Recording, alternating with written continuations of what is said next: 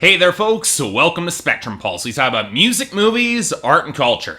And today we're going to be talking about the newest album from Uncommon NASA, titled Halfway. God damn it, how does this keep happening to me? It seems like when it comes to rappers who dropped great albums in the late summer, early autumn of 2014, I just feel like I'm late to the party here covering these guys. Now, to at least be a little bit fair to myself here, I got the feeling that the majority of people were late to the party with Uncommon NASA. New York MC, member of The Presence in the late 90s, affiliated with Def Jux and LP throughout the early 2000s, he founded Uncommon Records and has been steadily cranking out experimental, progressive, rough-edged hip-hop albums, either under his name or the alias Adam Warlock. If you go digging through his featuring credits over the past 15 or so years, you'll see plenty of cosigns to respect his credentials as a very thoughtful, articulate MC, but what initially impressed me a lot more was the production. I was reminded a little bit of Rat King in terms of the unmistakable New York focus and dense, clattering textures, but Uncommon NASA is more conceptual in his writing. Not quite as blunt and immediate, but just as skilled in creating a starkly vivid, very gritty picture. It wasn't always easy material to approach. His flows can run a little bit off kilter, and sometimes the mix can get a little bit cacophonous for its own damn good, but with Land of the Way It Is, and especially his critically well-received and fascinating 2014 record New York Telephone, he definitely stood as a veteran in the industry that it would be definitely worth keeping an eye on. And as such, when he approached me directly to cover his 2015 album Halfway, I was all the more interested here. So how'd it turn out? Well, it's a fascinating listen, that's sure, and a pretty damn chilling one too. If Uncommon NASA was looking to make the sort of album that feels both very personal and relevant that did manage to really get under my skin, he did so with Halfway. And this isn't coming from somebody who might be at that halfway point in their life and sees the specter of encroaching age or maybe even death. I can't imagine how hard this album might hit somebody in that audience having that midlife crisis, but more because the framing and introspection aims for a much more universal focus than that. Oh, and also because the album is excellent. A cerebral, hard-hitting entry into the list of fantastic hip-hop albums that have filled out 2015 that might not be an easy listen for more reasons than one, but definitely is worth it. Seriously, you guys should all be checking this out. So let's start with Uncommon NASA himself, and I'll say that his flow can require a bit of getting used to. The rhyme patterns aren't always conventional, his delivery can flip from rambling spoken word to hard-edged rapping, the dense multi-tracking can occasionally make a word or two a little bit tough to parse out, and at its trickiest, the very assertive delivery paired with more abstract imagery can leave you initially feeling that something very profound was said and just kind of went over your head. And more often than not, that's kind of true. Very reminiscent of Sage Francis in that way, albeit a little bit more ruthless and outright more emotional and expressive, but what I appreciate about this album is how straightforward it really felt. With few exceptions, the themes and central ideas behind the songs are well articulated, either through the excellent sampling or the hook, or one of the many conversations that Uncommon NASA has with his wife across the course of this album. It's almost to the point,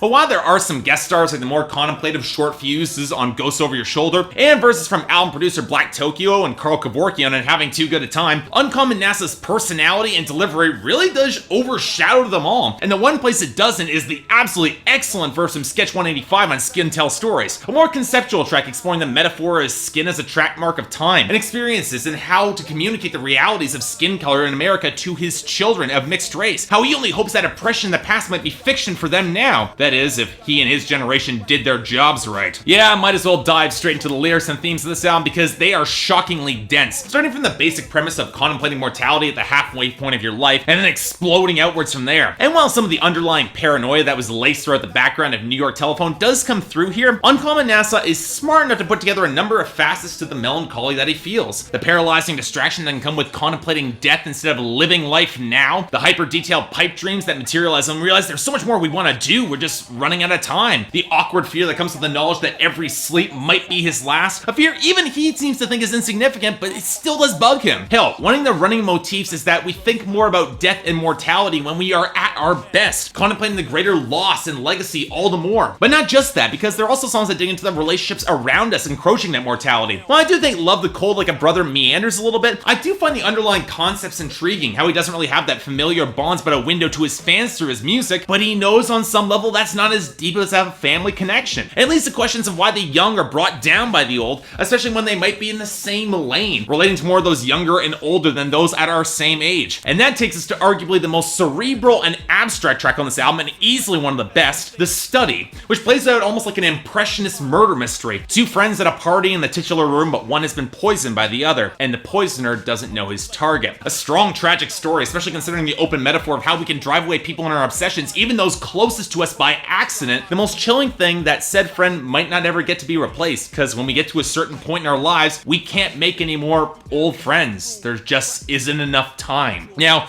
I would normally call this a concept album, but that might imply Uncommon NASA's bars are self-contained with this concept and don't touch beyond that halfway point, which they definitely do. I was originally a little bit irked by Why I Stopped Watching the News, which really felt like your standard media commentary track, albeit one of the best ones, featuring one of the most potent lines in this album. The storyteller of our era is the editor. So true. And the track takes a sharp turn to pitch blackness as it shifts to the death of Eric Garner, a story that makes no sense even as the news tries to normalize it by wedging into the narrative that normalizes those deaths when we shouldn't be normalizing those deaths. That leads to the most political track on this album, We Live in These Dark Times, which rips not just police brutality, but how it circles back to how it can impact anybody, except of course those who have enough privilege to not care. And it leads to another fantastic song, Having Too Good a Time, which opens up with one of the most poignant samples on this album. A girl steps to the edge of the roof and her friend tries to pull her back, but she's in no danger. The guy won't come closer to pull her back though, because deep down there's something within him that might jump, but she never will. She's savoring the life she's had. She's having too good a time. And it circles back to the underlying core of desperate hope on this album. The song speaks against suicide, and while the specter of death looms ever closer across this record, the skeleton of conversations Uncommon NASA has with his wife shows exactly why he hasn't succumbed to that. He's made his peace with that cold, but he's not about to leave his wife and the work and the art they've created together, all the more potent of a legacy that they've had instead of children, and in some cases for them, might as well be a better one. Now, some of you might have realized that I haven't actually talked much about the actual production and instrumentation on this album yet. Well, that's more because I found the lyrics and the samples and this theme so damn compelling, but the production from Black Tokyo across this album really is great, and there are plenty of shining moments. Most of this album does stick with that off-kilter lo-fi boom-bap vibe that Uncommon NASA usually utilizes, with a thick, rigid beats with sparse percussion that build up their own eclectic rhythms, but the production isn't as noisy or as cacophonous as New York Telephone, while maintaining a pretty potent New York feel, especially in the choppy lo-fi jazz and soul sampling. It's a little bit more stripped back to focus more on the lyrics, which I definitely appreciated. Hell, the only production complaint I have is that sometimes the vocals can feel a little bit too high or low to blend well with the instrumentation in the mix. But really, that's minor when you have tracks that feel this melancholic without wallowing in its sorrow. It's a narrow balance, and they really nail it here. That oily lo-fi gurgle of the synths on Pipe Dream, the warped skittering guitar that comes after the very elegant demented strings on Perchance to Dream, the creaking guitar rollick with the interjections of flutes and ebbing vocals on Why I Stopped Watching the News, to the cleaner guitars drifting off the string swells and the punctuations of horns on the study that really gets me every time. But, as usual for me, when the album gets more melodic, it shines all the more starkly. From the burnished acoustic elements against the sandy cymbals and dreary guitars on We Livin' in These Dark Times, against what I'd swear are live drums, to that snarled synth that throbs beneath Having Too Good a Time,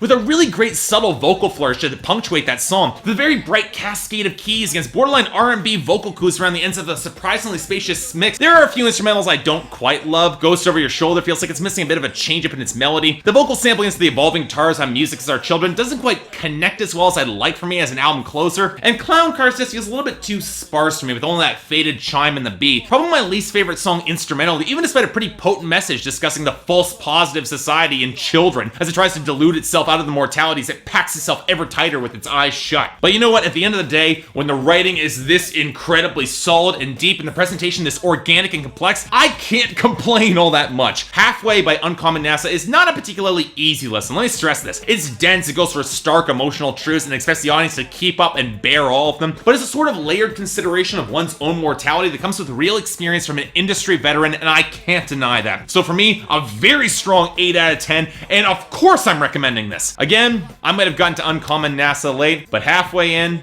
better than never. Check this out. So yeah, thanks a lot for watching. If you'd like to like and subscribe, I'd be more than grateful. Anything else I might be able to do to improve my presentation, or any other albums coming out that you want me to take a look at, I'd be more than happy to give them a listen. Until then, I'm Mark, you're watching Spectrum Pulse, and I'll see you next time.